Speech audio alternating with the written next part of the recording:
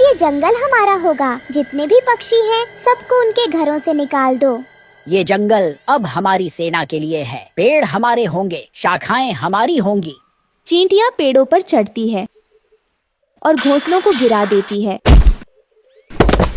पक्षी डरकर उड़ जाते हैं। वहीं रानो चिड़िया का घोंसला भी टूट गया था। वो अपने बच्चों के साथ रो रही थी।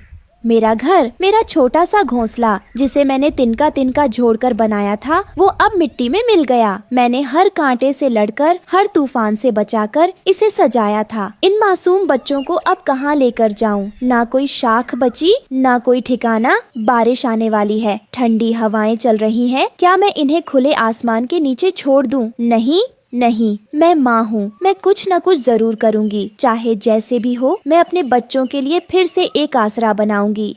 माँ, हम अब कहाँ सोएंगे? क्या अब हमें भूखा रहना पड़ेगा? नहीं मेरे लाल, नहीं। तुम्हारी माँ हार मानने वालों में से नहीं है। ये शाखाएं भले टूट गई हों, लेकिन मेरा हौसला अब भी जिंदा है। हमने कितने मौसम देखे हैं, गर्मी, सर्दी, आंधी, पर आज जो हुआ वो सबसे बुरा था। वहीं दूसरे पेड़ के पास एक मैना भी अपने टूटे घोंसले के पास बैठी रो रही थी। मेरे अंडे टूट गए। चींटियों ने कुछ नहीं छोड़ा, ना डाल ना पत्ता। मेरे बच्चे अब इस दुनिया में कभी नहीं आएंगे। एक बुजुर्ग कबूतर अपनी घायल पत्नी को संभालते हुए बोलता है। हमने तो हमेशा दूसरों को दाना खिलाया, कभी किसी का बुरा नहीं किया। फिर हमारे साथ ही ऐसा क्यों हुआ? तभी वहाँ गरुड़ आता है और गुस्से में बोलता है। काफी हो गया, अब हम कोई कमजोर नहीं हैं। हम आकाश के राजा हैं। आज मैं इन चींटियों को दिखा दूंगा कि ये जंगल किसका है। भीड़ चौंकती है, कुछ पक्षी डरते हैं। गरुड़ उड़ता है और सीधे चींटी सेना पर हमला करता है। चींटियां पहले डरती हैं, लेकिन फिर एकजुट होकर जवाबी हमला करती हैं। एक विशालकाय लाल चींटी गरुड़ की आंख पर वार करती है। बाकी चींटियां उसके पंखों को काटना शुरू कर देती हैं। गरुड़ भाई, नहीं, वापस आ जाइए, वो बहुत खतरनाक हैं। गरुड़ जमीन पर गिरता है, उसकी आंखें खुली की खुली रह जाती हैं। सन्नाटा छा जाता है। गरुड़ की बलि ने सबको सच्चाई का आईना दिखा दिया कि चींटियों से सीधे टकराना मौत को बुलाना है। रानो अपने बच्चों को और कसकर गले लगाती है। बाकी पक्षी मौन हो जाते हैं। अब समय है कि हम समझदारी से सोचें, नहीं तो एक एक कर हम सब मिटा दिए जाएंगे। फिर सभी पक्षी एक सभा बुलाते हैं और सरपंच चील भी आते हैं और सभी की समस्या को सुनते हैं। मेरा भी घोंसला गिरा दिया गया। अब मैं और मेरी पत्नी कहाँ जाएं? हमने शांति से रहना चाहा, पर इन चींटियों ने तो कोई कसर नहीं छोड़ी। अब बहुत हो गया। ये जंगल हमारा था और रहेगा। हमें कोई रास्ता निकालना होगा।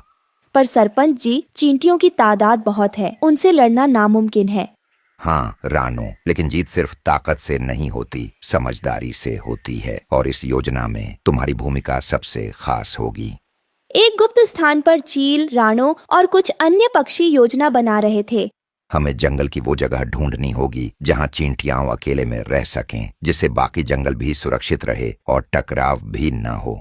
हम उस ओर जा सकते हैं जहाँ झाड़ी और कांटे ज्यादा हैं। वहाँ पक्षी वैसे भी घर नहीं बनाते।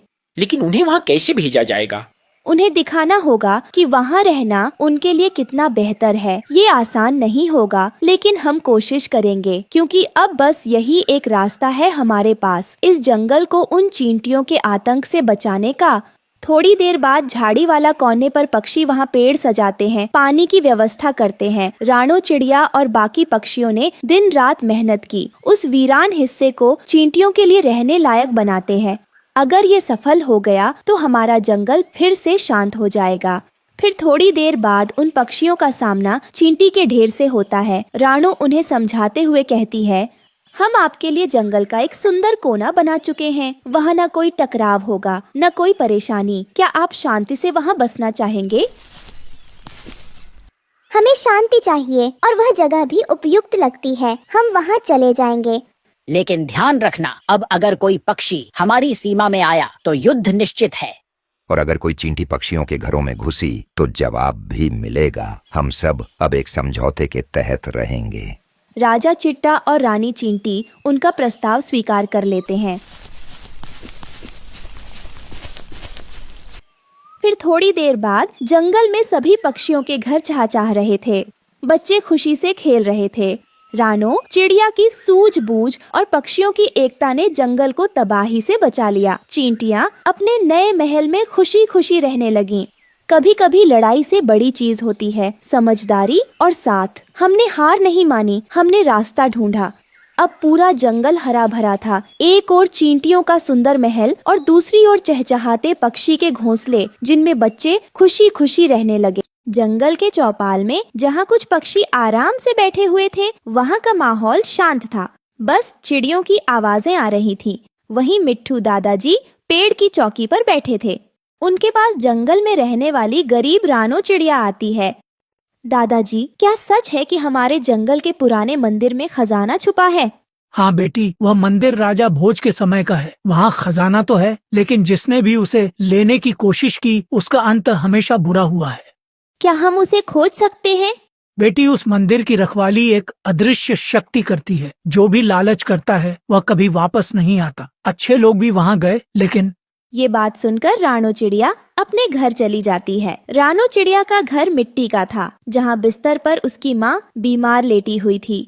वहीं रानो उदास और चिंतित बैठी हुई मन ही मन सोच रही थी, माँ की तबीयत बिगड़ती जा रही है। अगर मैं मंदिर का खजाना ले आऊं तो माँ का इलाज करवा सकती हूँ, लेकिन क्या वह जगह सच में खतरनाक है? जो भी हो, मुझे यह रिस्क लेना ही होगा। मेरे पास कोई और चारा नहीं है।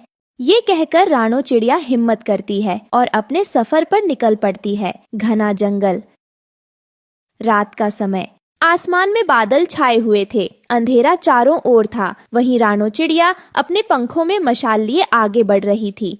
मुझे डरना नहीं है। माँ के लिए मुझे हर डर से लड़ना होगा। माँ की जिंदगी मेरे पंखों में है और मैं उसके लिए किसी भी हद तक जाऊंगी। चाहे यह जंगल मुझे डराने की कितनी भी कोशिश कर ले, मैं नहीं रुकूंगी। मुझे इस परीक्षा को पार करना ही होगा, अपनी माँ के लिए, अपने गाँव के लिए और खुद के लिए भी। वहीं तेज हवा चलती है। मशाल की लौ कांपने लगती है। पेड़ों की शाखाएं डरवाने आकार बना रही थीं। तभी एक जादुई रहस्यमयी जादुई आवाज गूंजती है, लौट जाओ, लालच का अंत बुरा है। ये आवाज सुनकर रानो चिड़िया के माथे पर पसीना था और उसके पंख कांप रहे थे। नहीं, यह मेरा वहम है, मुझे आगे बढ़ना होगा। फिर कुछ समय बाद रानो चिड़िया आखिरकार अपनी मंजिल पर पहुंच जाती है। प्राचीन विशाल मंदिर, जहाँ के दरवाजे पर जंजीरें, चारों ओर रहस्यमयी नक्काशी। तभी रानो चिड़िया की नजर उस पर लिखे हुए शब्दों पर पड़ती है, जो सत्य और साहस के साथ आएगा वही जीवित लौटेगा, लेकिन 3 पहेलियों का उत्तर ही दरवाजा खोलेगा। तभी अचानक से पत्थर की मूर्ति की आंखें चमकने लगती हैं। पहली पहेली में चलता हूँ पर मेरे पाँव नहीं। मैं रुकता हूँ पर खड़ा नहीं रहता। मैं लौटता नहीं, फिर भी सबका इंतजार करता हूँ। बताओ मैं कौन? ये सुनकर रानो चिड़िया सोच में पड़ जाती है। फिर अचानक उसकी आंखें चमकती हैं। समय, इसका उत्तर समय है। तभी दरवाजे की एक जंजीर खुलने की आवाज आती है। इसी तरह रानो चिड़िया बाकी की 2 पहेलियों का भी सही उत्तर दे देती है, जिसके बाद उस रहस्यमयी मंदिर का दरवाजा खुल जाता है। रानो चिड़िया देखती है कि मंदिर के अंदर एक विशाल हॉल, जिसके बीच में खजाने का संदूक रखा हुआ था। तभी अचानक से जमीन फटने लगती है और तेज रोशनी के साथ एक विशाल नागिन वहाँ पर प्रकट होती है। ठहरो चिड़िया, इस खजाने तक पहुंचने का साहस तुमने कैसे किया? मैं लालच के लिए नहीं आई, मैं अपनी माँ की जान बचाने के लिए यहाँ आई हूँ। फिर नागिन की आंखें चमकती हैं और वो रानो चिड़िया को घूरते हुए कहती है, हर कोई यही कहता है, लेकिन खजाना सिर्फ उसी का होता है जिसका हृदय पवित्र हो। अब तुम्हारी परीक्षा होगी। तभी 3 रहस्यमयी चक्र हवा में प्रकट होते हैं। एक पर वृक्ष, दूसरे पर जल, तीसरे पर सूर्य। सत्य की राह पर चलने वाला कौन सा चक्र चुनेगा?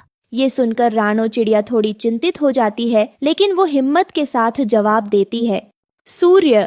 सूर्य प्रकाश और सत्य का प्रतीक है। तभी चक्र चमक उठता है। पूरा हॉल रोशनी से भर जाता है। नागिन शांत हो जाती है। सही उत्तर।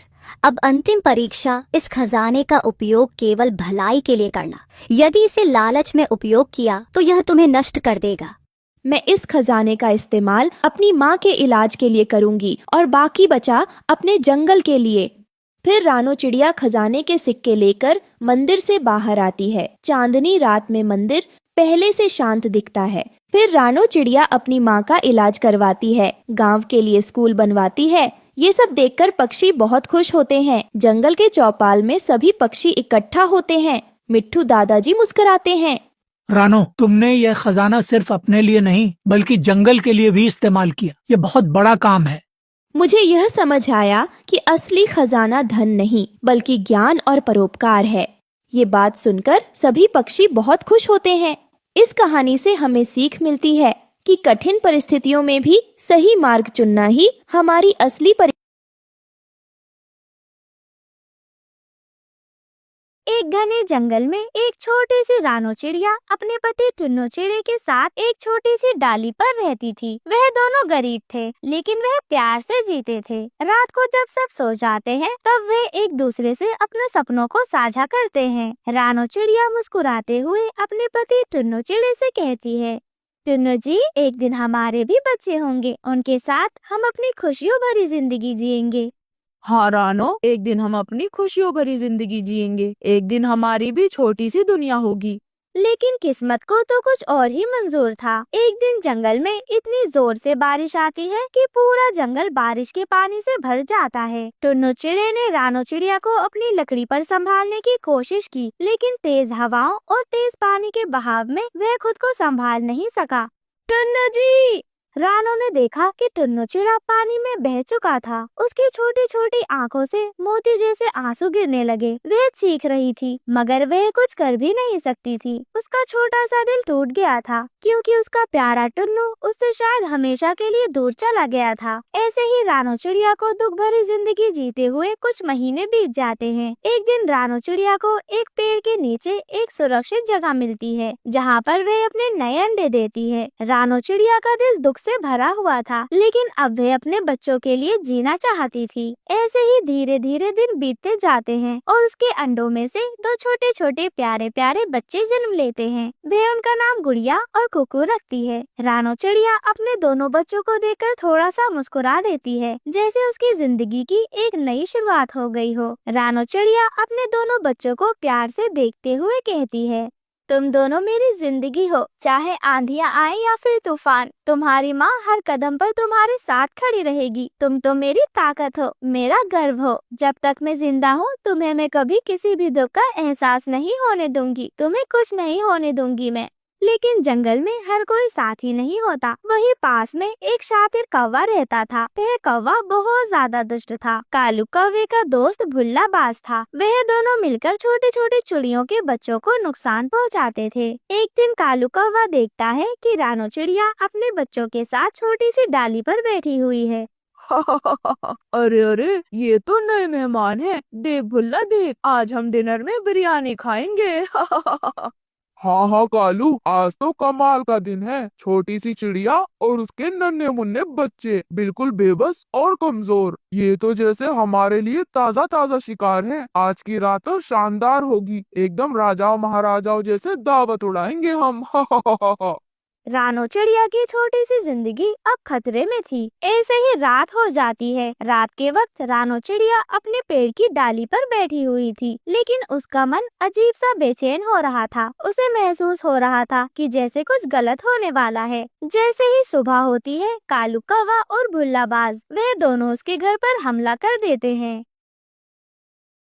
रानो चिड़िया बहुत ज्यादा डर जाती है। वह चीखती है, चिल्लाती है। वह चिल्लाते हुए उनसे कहती है, छोड़ दो, मेरे बच्चों को छोड़ दो। अगर बचाने की हिम्मत है तो आकर बचा लो। आज तो हम बिरयानी ही पकाएंगे।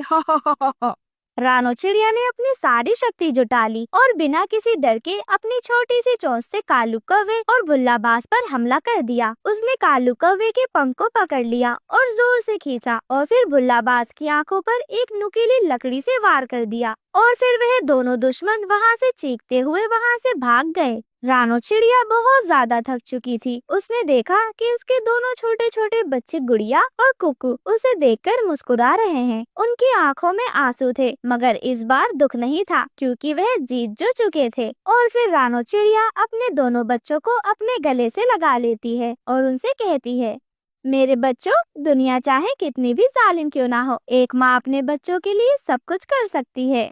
वह दुष्ट कालू कौवा और बुल्ला बाज वह दोनों जाकर झाड़ियों के पीछे छुप जाते हैं। तभी कालू कौवा गुस्से में कहता है, ये छोटी चिड़िया कैसे जीत गई? ये तो एकदम नामुमकिन है। हमें इसे अंडर एस्टिमेट नहीं करना चाहिए था। पर तू याद रखना कालू, ये कहानी अभी खत्म नहीं हुई है। दुनिया चाहे कितनी भी जालिम क्यों ना हो, एक माँ अपने बच्चों के लिए सब कुछ कर सकती है। ये कहानी हमें ये सिखाती है कि जिंदगी कितनी भी मुश्किल क्यों ना हो, माँ की ममता और उसकी शक्ति हमें हर चीज से जीत दिला सकती है। अगर आपको ये कहानी पसंद आई है तो आप हमारी वीडियो को लाइक कर हमारे चैनल को सब्सक्राइब करें और हमारी छोटी सी फैमिली का हिस्सा बने। आप सभी का धन्यवाद। सुबह सुबह का वक्त था। जंगल में हल्की हल्की हवा चल रही थी। रानो चिड़िया अपने घोंसले में बैठी हुई अपनी बेटी गुड़िया और बेटे कुकू को नाश्ता करवा रही थी। तभी गुड़िया चिड़िया उससे कहती है, मम्मा, आज मुझे बहुत ज्यादा गर्मी लग रही है। काश कि जल्दी से बारिश आ जाए। हाँ मम्मा, अगर बारिश होगी तो हम दोनों तो पत्तों पर फिसल फिसल कर खेलेंगे। हाँ मेरे बच्चों, लेकिन बारिश होने से पहले पहले हमें अपने घोंसले की मरम्मत करनी होगी, नहीं तो घर के अंदर पानी आ जाएगा। इतने में अचानक से काले बादल आसमान में इकट्ठा हो जाते हैं। तेज हवाएं चलने लगती हैं। जंगल के सभी पक्षी जानवर घबरा जाते हैं। वे सब घबराकर अपने अपने घरों की ओर भागने लगते हैं। कालू कौवा एक पेड़ की ऊंची डाली पर बैठा हुआ था। वह तो बारिश के आने का इंतजार कर रहा था। उसे पता था कि बारिश आते ही छोटे छोटे पक्षियों के घोंसले भीग जाएंगे और उनके अंडे भी गिर जाएंगे। कालू कौवे को तो इसी मौके की तलाश थी। बारिश होते ही चिड़िया का घोंसला भीग जाएगा और उसके अंडे भी गिर जाएंगे, फिर आएगा असली मजा। और फिर कालू कौवा आसमान की ओर अपनी गर्दन उठाता है और बादलों की ओर देखकर जोर से बोलता है, अबे ओ बादल, जंगल में सबसे ऊंचा जो घोंसला है ना, वहीं पर सबसे ज्यादा बारिश बरसाना। तभी बादल गरजते हैं और हल्की हल्की बूंदाबांदी शुरू हो जाती है। रानो चिड़िया जल्दी से अपने घोंसले के चारों ओर पत्तियां और घास लगाने लगती है ताकि पानी बिल्कुल भी अंदर न आ जाए। और देखते ही देखते धीरे धीरे बारिश तेज हो जाती है। बिजली कड़कने लगती है। पूरा जंगल भीगने लगता है। रानो अपने घोंसले को बचाने की पूरी कोशिश कर रही थी। बच्चों, आप घबराओ मत, हम एक दूसरे को बचाएंगे। मम्मा, घोंसला तो हिल रहा है। माँ देखो देखो, पानी अंदर आ रहा है। तभी अचानक से एक तेज हवा का झोंका आता है और रानो चिड़िया का घोंसला डगमगाने लगता है। कालू कौवा दूर से ये सब देख रहा होता है। वह मन ही मन में बहुत ज्यादा खुश हो रहा था।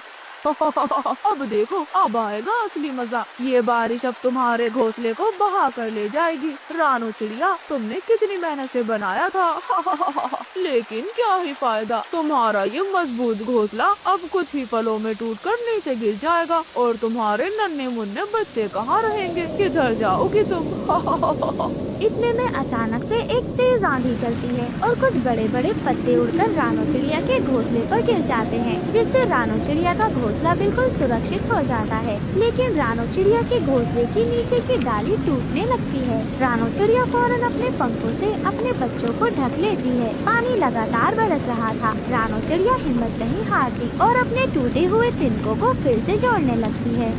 नहीं, मैं अपने बच्चों को कुछ भी नहीं होने दूंगी। चाहे जितनी भी बारिश आ जाए, चाहे कितने भी तेज तूफान क्यों ना आ जाए, मैं अपनी जान दे दूंगी, लेकिन अपने बच्चों को आज तक नहीं आने दूंगी। तभी हवाएं और ज्यादा तेज हो जाती हैं। बिजली भी जोर जोर से कड़कने लगती है। रानो चिड़िया आसमान की ओर देखती है। ए बादल, अगर तुम्हें बरसना है तो बरसो, आंधी चलानी है तो चलाओ, लेकिन मैं अपनी बच्चियों तक एक बूंद भी नहीं पहुंचने दूंगी। मैं एक माँ हूँ और माँ अपने बच्चों के लिए हर मुसीबत से लड़ सकती है। कालू कौवा ये सब देखकर बिल्कुल हैरान रह जाता है, क्योंकि उसे उम्मीद थी कि रानो चिड़िया हार जाएगी, लेकिन वह तो अपने घोंसले को बचाने के लिए पूरी ताकत लगा रही थी।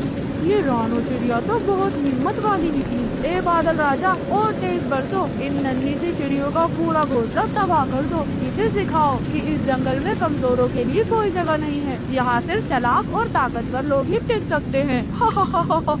कुछ देर बाद बारिश धीरे धीरे रुकने लग जाती है, बादल भी हट जाते हैं और सूरज की रोशनी जंगल में फैल जाती है। रानो चिड़िया का घोंसला भीगा होने के बावजूद सुरक्षित था, लेकिन जंगल के कई पक्षियों के घोंसले तो टूट चुके थे। कुछ पक्षी तो जोर जोर से रो रहे थे, कुछ पक्षी अपने नए घर बनाने में जुटे हुए थे। रानो चिड़िया अपने बच्चों को सिखा रही थी कि कैसे मुश्किल हालातों में कभी हार नहीं माननी चाहिए।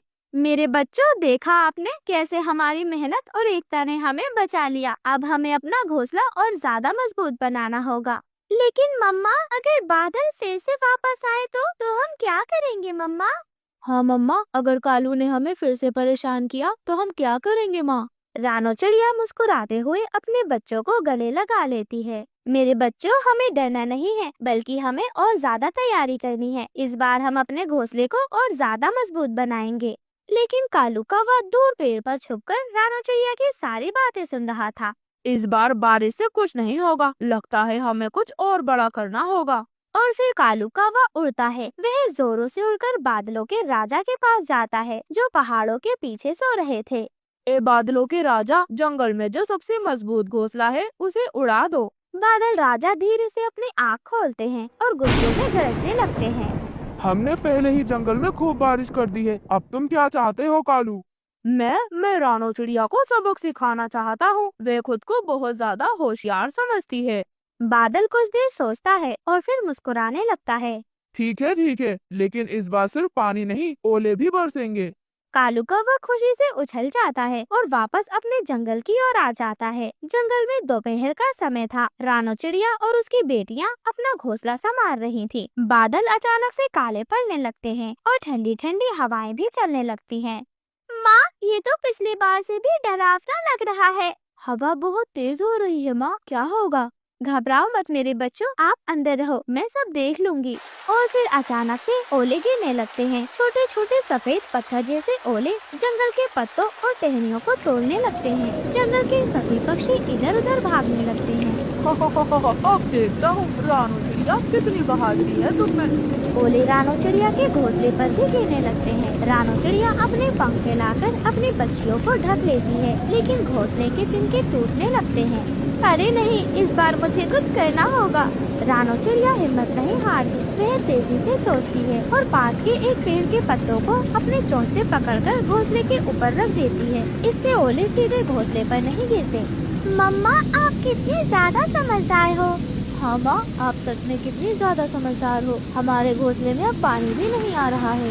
जंगल के बाकी पक्षी भी ये सब देख रहे थे। वह भी बड़े पत्तों को उठाकर अपने घोंसलों को बचाने की कोशिश करते हैं। धीरे धीरे पूरा जंगल रानों की तरकीब सीखकर अपने घरों को बचाने लगता है। कालू कौवा ये देखकर बहुत ज्यादा गुस्से में आ जाता है।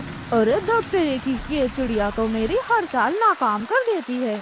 बादलों के राजा को भी ये सब देखकर अच्छा लगता है कि जंगल के सभी पक्षी मिलकर बारिश का सामना कर रहे हैं। वह गरजकर बारिश के ओलों को रोक देता है। धीरे धीरे आसमान साफ होने लगता है। दोस्तों, रानो चिड़िया ने हमें सिखाया है कि अगर हम समझदारी और हिम्मत से काम लें तो कोई भी काम मुश्किल नहीं है। कोई भी मुश्किल हमें हरा नहीं सकती। हाँ, हम सबको रानो से कुछ न कुछ सीखना ही चाहिए। कालू कौवा चुपचाप उड़कर जंगल से दूर चला जाता है। अब उसे समझ आ गया था कि चालाकी और बदमाशी से किसी को हराया नहीं जा सकता। जंगल में सूरज ढलने लगा था। आसमान में हल्की हल्की लालिमा छाई हुई थी। रानो चिड़िया अपने सातों बच्चों को अपने पंखों में समेटे हुए बैठी थी। मम्मा, आज हमें खाने को क्या मिलेगा? सुबह से हमने कुछ भी नहीं खाया है। पेट में बहुत दर्द हो रहा है मम्मा।